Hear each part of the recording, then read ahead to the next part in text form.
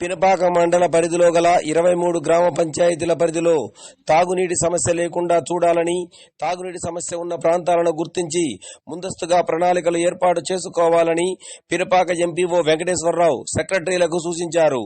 శుక్రవారం ఆయన పినపాక మండలం జానంపేట, చాగర్శెల, దుగినేపల్లి గ్రామ పంచాయతీలలో ఆయన పర్యటించారు. అక్కడ గల సమస్యలను స్థానికులను అడిగి తెలుసుకున్నారు. గ్రామాల్లో తాగునీటి సమస్యలు లేకుండా ముందస్తు చర్యలు తీసుకోవాలన్నారు.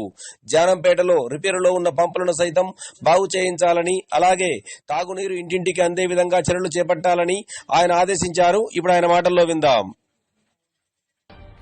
ఈ దుగినేపల్లి బీసీ కాలనీలో మిషన్ భగీరథ పైప్ లైన్ వేశారు, కానీ వీళ్ళకి ప్రతి ఇంటికి కూడా వాటర్ రావట్లేదనే సమస్య నడుస్తుంది.